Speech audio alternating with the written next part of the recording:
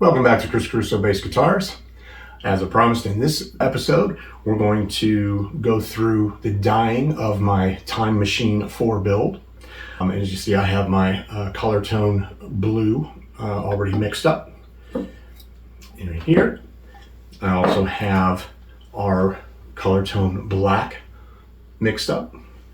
And what I'm going to be doing is I'm actually going to be using the black first to put it on here to get down into that figuring, that soft grain, and it'll really pop and give a lot of 3D effect to the figuring on here when I put the blue on later on.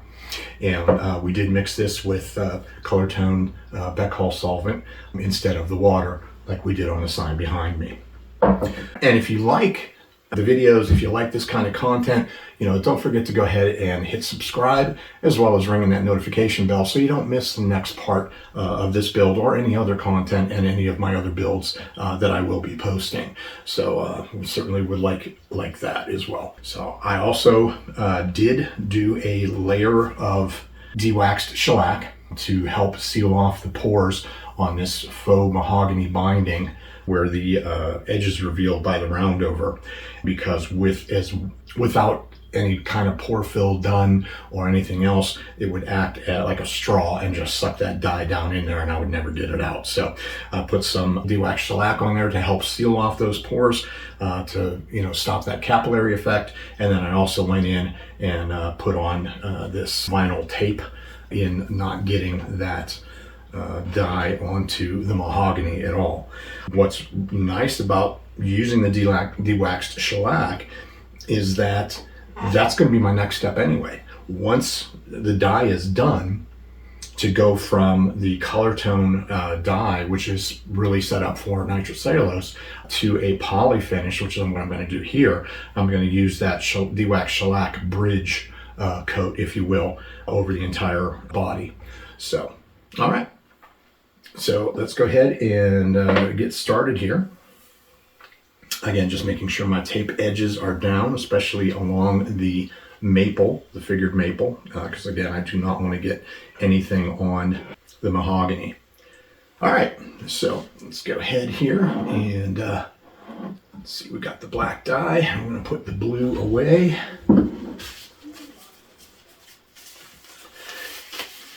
Okay. Now I did practice this on some scrap figured maple that I got off of a local lumber yard, and I'm going to be reusing this rag as well, just to make things simple. All right, so now we're going to go ahead and open this up, and we're going to put this with some black stain. All I need to do is just get a little bit on there. There we go. I did prep sand this 220 and 320, and then I went over extremely light on this with 400 as well, just to knock the ends down, and we're ready for stain. So here we go.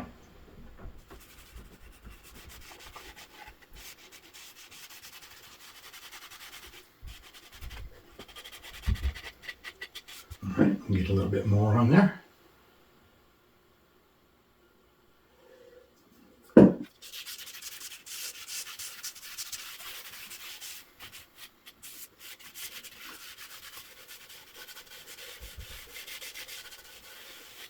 Okay, and yeah, I'm really liking the way this is looking. This is really bringing out the figure already. As you can see, I will post pics of this. The next step in this process is sanding back this black so that it's more of it's already gray more than black, but I want to sand this back to leave just the black in the depths, in the deepest parts of the grain, and then kind of get the top grain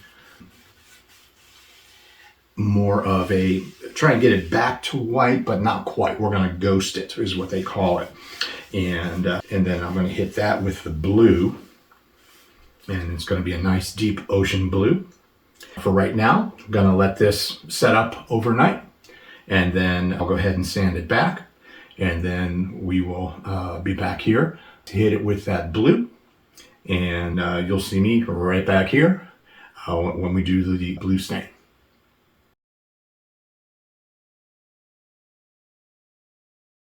So it's been 24 hours. The black has dried and I've sanded it back. I've reapplied my tape, and we are ready now to put our blue on here. And we'll have our deep ocean blue with some nice deep figured 3D effect in the grain, and just making sure that the tape is secure to the edges before we get started.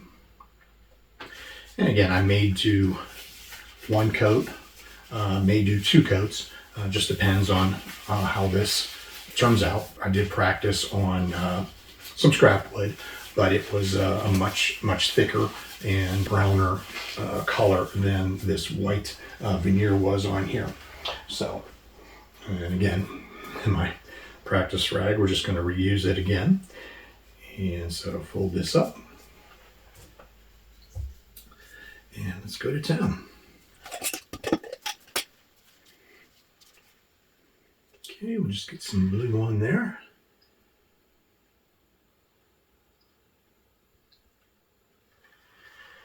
And here we go.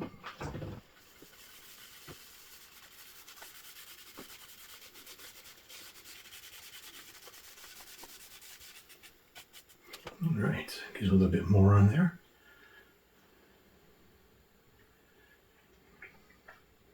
This is really looking sharp already. I'm very happy as we do this.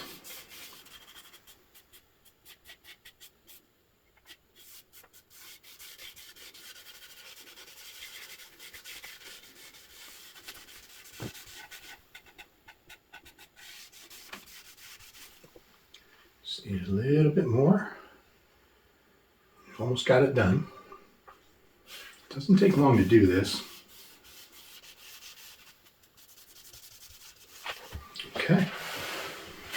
All right, so let's see what we got here. What's going on?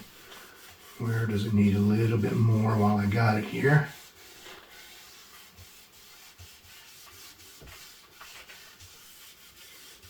Oh my goodness.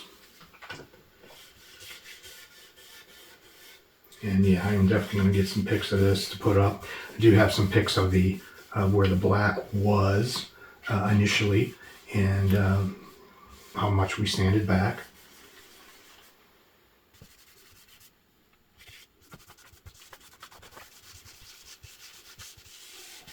All right, I'm thinking that's pretty good for our first coat. I'm going to let this dry, and then we'll come back and check it out, see if we like the color, or if we want to, maybe do another coat, or whether this is going to be good enough, and we'll go from there. All right, so when you see me again, it'll be another 24 hours later, and we'll take a look at what we got.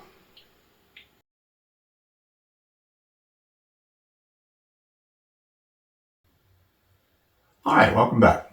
So here we are with the last part of this die tutorial on my Time Machine 4 build. Catch you up to speed if you're just joining us. What we did here is I put down one coat of black dye, black stain, on this figured maple top veneer, sanded it back, ghosted it, did two coats of the blue dye, and then to help with the reflectivity and the 3D effect, or the chatoyance of this figured top, is we did a 50-50 mix of Becquerel solvent, de-wax shellac, and our very light stain application, and then put that on over the top of that. And what that does is it adds another lens, if you will, for the light to come through, and it bounces the light, refracts the light off of the figure even more so. So put the lens coat on, the toner coat on, if you will, and then we sealed it in de-wax shellac, so this stain's not going anywhere. And I really, really, really hope to get a video of this, because the picture just does not do it justice, the way that grain is just dancing and the light is reflecting off of it. So I'm really going to hoping to get a video of this 3D effects coming off of this stain, coming off of this maple. It is really beautiful. I'm really happy with the way this turned out.